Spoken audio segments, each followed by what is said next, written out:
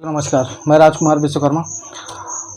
नगर पालिका परिषद पसान का जो चुनाव है तो घमासान वाला चुनाव, और ऐसे में अब ये देखा जा रहा है कि 1 से लेकर 18 तक की जो परिस्थितियां हैं, और इस बार काफ़ी लंबा समय होने की वजह से समीकरण जो है तो बन रहे हैं, कभी बिगड़ रहे हैं।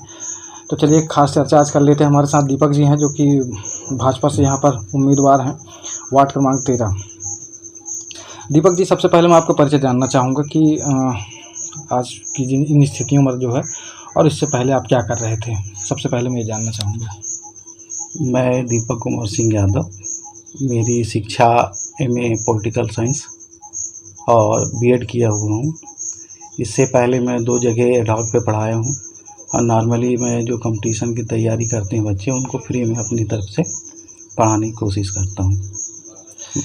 इस बार दीपक जी इतना घमासान हो रहा है चुनाव में, आप देख भी रहे होंगे, क्योंकि हर वार्ड में लगभग कुछ ऐसे प्रत्याशी भी हैं जो कि पूर्व में भी रह चुके, पार्षद रहे हैं, और तमाम ऐसी परिस्थितियां हैं। और इन परिस्थितियों के बीच आप पहली बार चुनाव भी लड़ रहे हैं, तो आपके क्या विचारधारा हैं कि चुनाव लड़ने का आपका जो बेसिस है यहाँ पर वो क्या है? मैं भी जानना चाहूँगा, और आपके वार्ड क्रमांक 13 की जनता भी जानना चाहेगी। मेरा यहाँ चुनाव लड़ने का सबसे मूल उद्देश्य ये है कि मैं जनता की सेवा करूँ। ये तो सभी बोलते हैं, लेकिन मेरा क्या है कि जब मैं देखता हूँ बच्चों को इधर उधर भटकते हुए, और मैं चूँकि शिक्षा से जुड़ा हुआ हूँ, तो मैं शिक्षा से जुड़ा होने के कारण मैं देख रहा हूँ कि एक ख़ास कक्षा के बाद चाहे वो बच्चा कितना भी अच्छा हो पढ़ने में, वो भटकाव आ जाता है। इसका सबसे बड़ा कारण ये है कि जो हम फैमिली बैकग्राउंड है वो उसको आगे बढ़ने में सहायक नहीं हो पाता। तो यही सब देख के मैं अपनी तरफ से तो कोशिश कर रहा था, लेकिन संसाधन का अभाव था। बच्चों को अपनी तरफ से वही थोड़ा सा गाइड बस कर पा रहा था। फिर जो हमारे वार्ड के लोग हैं, तो एक दिन आए हमारे पास कि भाई इस बार चुनाव लड़ रहा है, आपको तैयारी करना है, और आप वैसे भी नॉर्मली मैं शादीशुदा नहीं हूँ, है ना, तो इससे एक तरह से मेरे पास प्लस ये है कि मेरे पास समय बहुत रहता है फैमिली ना होने के कारण। तो भैया लोग बोले कि तैयार हो जाइए आप। मैं बोला ठीक है, आप लोग का सहयोग रहेगा तो निश्चित रूप से हम आगे के लिए कोशिश करेंगे।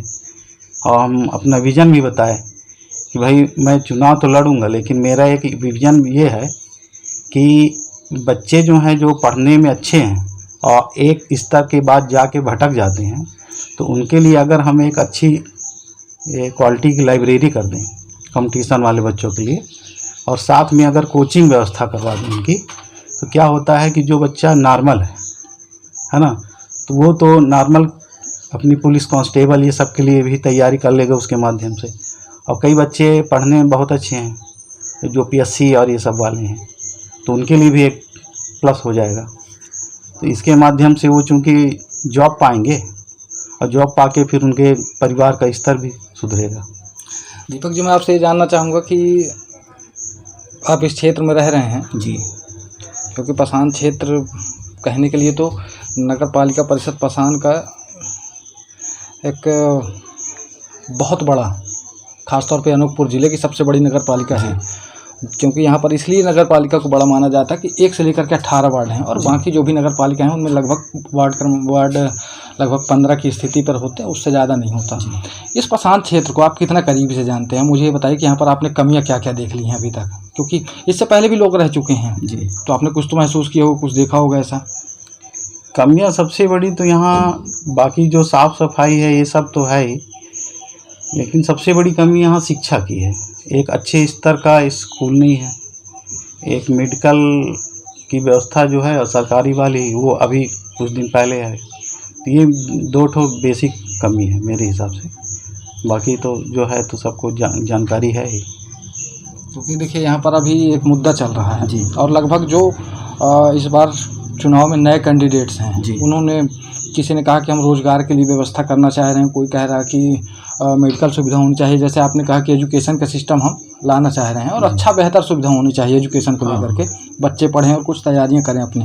आपकी विचारधारा ठीक है, लेकिन इस क्षेत्र में जो एक गंभीर समस्या है, आपको ये भी पता होगी, वो है पलायन। जी, और पलायन के साथ यहाँ पर छोटे मोटे उद्योग की, क्योंकि सरकार की तमाम कई सारी योजनाएं तो होती हैं, लेकिन उसे लाने में जो है तो सक्षमता मुझे आज तक कहीं नहीं दिखी। इसका जो मेरा सोच है, इसका सबसे बड़ा कारण क्या है कि यहाँ पे कोई स्थिर ज़मीन नहीं है, और कोई भी उद्योग वाला आएगा तो सबसे पहले उसको एक स्थिर ज़मीन की आवश्यकता होती है। तो सरकार के माध्यम से हम लोग यहाँ पे स्थायी पट्टे की कोशिश करेंगे कि व्यवस्था हो जाए।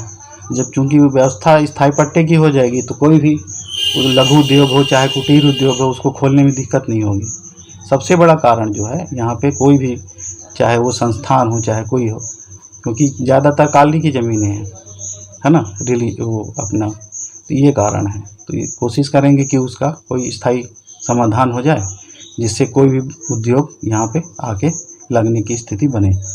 तो इसके लिए तो फिर सबसे पहले आपको ये प्रयास करना होगा कि राजस्व की ज़मीनें हमारे क्षेत्र में है कितनी, उसका भी फिर ब्यौरा निकालना पड़ेगा। जी, वो तो सब अब अपनी स्तर पे सरकार से, अब चूँकि हम लोग जनप्रतिनिधि रहेंगे तो अपनी बात रखेंगे, तो इसके माध्यम से यही कोशिश करेंगे कि ज़्यादा से ज़्यादा लोगों को व्यवस्था मिल सके। और कुछ जो आपके दिमाग में चल रहा हो कि मुझे जनता के लिए कुछ और एक्स्ट्रा अगर करना चाह रहे हो तो? जनता के लिए ये है कि जो सफाई व्यवस्था है ना, उसको हम और मॉडिफाई करें। क्या है कि अभी जो नालियाँ हैं ज़्यादातर वो खुली हैं, है ना, और सीवेज सिस्टम जो है भटकाव की स्थिति में है। तो एक प्लान करके करेंगे जब, तो वो जितनी गंदगी बाहर दिखती है वो सब अंदर रहेगी।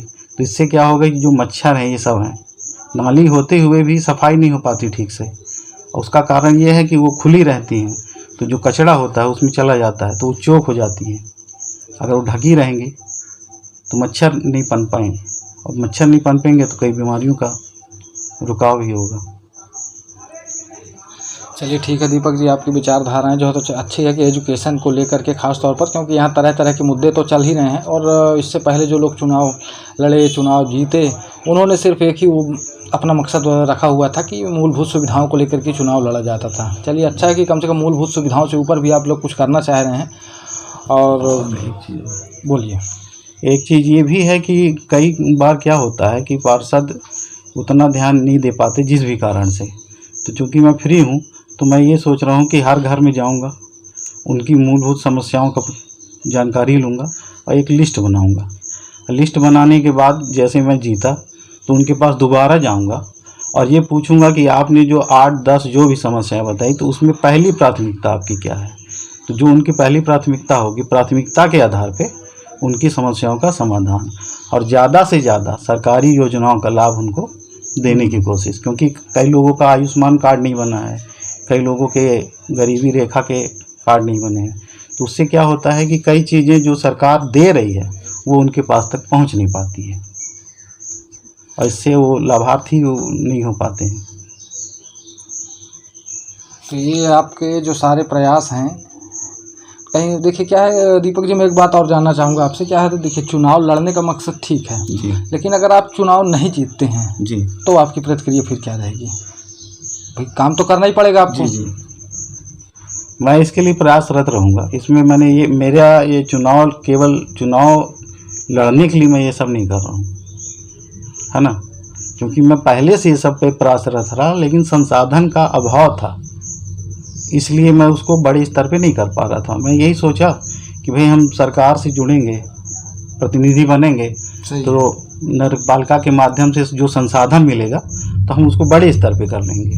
क्योंकि भाई अभी हम किसी बच्चे को पढ़ाएंगे तो 4 या 5 या 6 बच्चे पढ़ेंगे, लेकिन जब हम वही कोचिंग संस्थान खोलेंगे तो उसमें काफ़ी बच्चे पढ़ सकते हैं एक साथ। तो उससे आप आगे समझेंगे।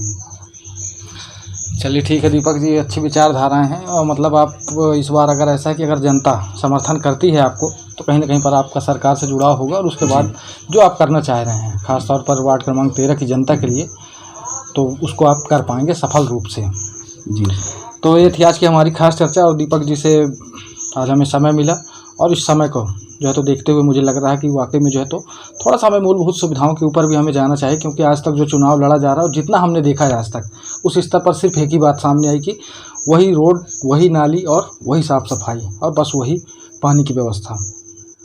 तो आज क्यों ना कुछ जो है तो ऐसा किया जाए, क्योंकि आज का जो समय है उस समय को देखते हुए खासतौर पर नगर पालिका परिषद पसान में, जहाँ मैंने देखा है कि इतनी बड़ी नगर पालिका होने के बावजूद भी एजुकेशन का सिस्टम वाकई कहीं ना कहीं पर फेलुअर है। मेडिकल की सुविधा हम देख ही रहे हैं और जो तंत्र यहाँ का चल रहा है, क्योंकि कहीं ना कहीं पर राजनीति के बीच समेट कर लोग रह गए हैं और करने की जहाँ कुछ बात आती है तो कोई कुछ करना चाह नहीं रहा है। तो इस बार जो है तो देखना है कि इस चुनाव का रिजल्ट जो है तो क्या होगा, क्या वाकई जो है तो पढ़े लिखे प्रत्याशी आएंगे या फिर वही धर्रेशाही चलेगी, ये आने वाला वक्त बताएगा। तो चलिए इसके साथ मैं विराम देना चाहूँगा और अगली कड़ी में हमारी मुलाकात फिर होगी कुछ ऐसी ही खास चर्चाओं के साथ। तो दीपक जी से जो है तो मैं विदा लूँगा यहाँ पर से, और हो सकेगा तो इस चुनाव के बाद हमारी दोबारा फिर मुलाकात होगी। मैं राजकुमार विश्वकर्मा, धन्यवाद।